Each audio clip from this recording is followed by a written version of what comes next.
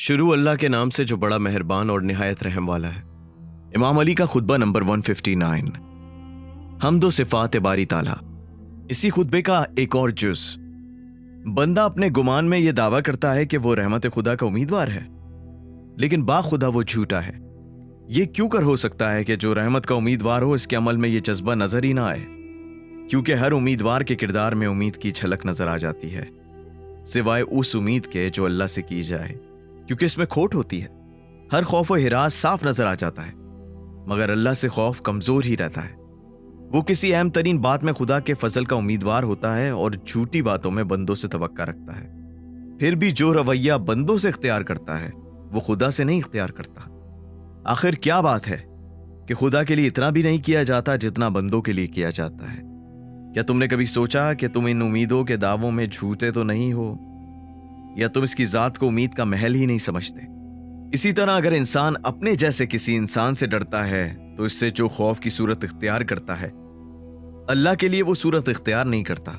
بندوں سے اپنے خوف کا سودا نقد اور خدا سے خوف کا سودا ادھار اور وعدوں پر ٹالتا ہے۔ اسی طرح جس کی آنکھوں میں دنیا کی عظمت سما جاتی ہے اور دقت دل میں بیٹھ جاتی ہے، وہ خدا کے مقابلے میں اسے ترجیح دیتا ہے اور خدا سے کٹ کر اس کا رخ کر لیتا ہے اور اس کا بندہ بن کر رہ جاتا ہے۔ اور تمہارے لیے رسول خدا صلی اللہ علیہ وآلہ وسلم کا قول و عمل، ان کی تاسی نقش قدم پر چلنے کے لیے کافی ہے۔ دنیا کے نقص و عیب اور اس کی رسوائیوں اور برائیوں کی کثرت دکھانے کے لیے ان کی ذات تمہاری رہنما ہے، اس لیے کہ دنیا کی وسعتیں ان سے الگ کر لی گئیں اور اغیار کے لیے ان کے میدان پھیلا دیے گئے۔ دنیا کی چھاتیوں سے آپ کا دودھ چھڑا دیا گیا اور اس کی زیب و زینت سے ان کا رخ پھیر دیا گیا۔ اگر تم سننا چاہتے ہو تو دوسرا نمونہ موسیٰ کلیم اللہ علیہ السلام ہے، جنہوں نے عرض کیا تھا، بارے الہ تو جو کچھ خیر مجھے بھیج دے میں اس کا محتاج ہوں۔ خدا کی قسم انہوں نے صرف روٹی کا سوال کیا تھا، کیونکہ وہ زمین کی گھاس وغیرہ کھاتے تھے اور کمزوری اور گوشت کی کمی کی وجہ سے پیٹ کی نازک جلد سے سبزی نظر آتی تھی۔ اور اگر اور سننا چاہتے ہو تو داؤد علیہ السلام کی مثال دیکھ لو، جو صاحب مزہ، میر اور اہل جنت کے قاری ہیں۔ وہ کھجور کے پتوں سے ٹوکریاں بنا کر اپنے ساتھیوں سے فرماتے تھے، تم میں سے کون ہے جو اسے بیچ کر میری مدد کرے؟ پھر اس کی جو قیمت ملتی تھی اس سے جو کی روٹی نوش فرماتے تھے۔ اور اگر چاہو تو عیسیٰ ابن مریم علیہ السلام کے حال پر نظر کرو، جو پتھر کا تکیہ رکھتے تھے اور گھڑترا لباس پہنتے تھے، اور سالن کے بجائے بھوک، اور رات کو ان کا چراغ چاند تھا۔ سردیوں میں سائے کی جگہ ان کے سر پر زمین کے مشرق و مغرب کا سائبہ ہوتا تھا، اور زمین جو گھاس چوپایوں کے لیے اگاتی تھی وہ ان کے پھل پھول تھے۔ نہ ان کی بیوی تھی کہ دنیا کے جھگڑوں میں مبتلا کرتی، اور نہ ان کی اولاد تھی کہ اس کی فکر میں رنج و غم کا سامنا ہوتا۔ نہ انہیں طمع دنیا تھی کہ رسوا کرتی۔ ان کی سواری ان کے دونوں پیر اور ان کے خادم ان کے اعضا تھے۔ بس اپنے طیب و طاہر نبی صلی اللہ علیہ وآلہ وسلم کے نقش قدم پر چلو، کیونکہ ان کی ذات پیروی کرنے والوں کے لیے نمونہ اور صبر کرنے والوں کے لیے تسلی کا ذریعہ ہے۔ خدا کو سب سے زیادہ وہ بندہ محبوب ہے جو اس کے نبی کی تاسی کرے اور ان کے نقش قدم پر چلے، جنہوں نے دنیا کا ذائقہ بقدر ضرورت چکھا اور کبھی اسے نظر بھر کر نہیں دیکھا۔ دنیا میں سب سے زیادہ ان کا پیٹ پیٹ سے ملا رہتا تھا اور خالی پیٹ دن گزارنے والے تھے۔ ان کے سامنے دنیا پیش کی گئی، انہوں نے اسے قبول کرنے سے انکار کر دیا۔ جب انہوں نے جان لیا کہ خدا نے ایک شے کو برا سمجھا ہے تو انہوں نے بھی برا سمجھا۔ جب اس نے ایک شے کو حقیر سمجھا ہے تو انہوں نے بھی حقیر سمجھا۔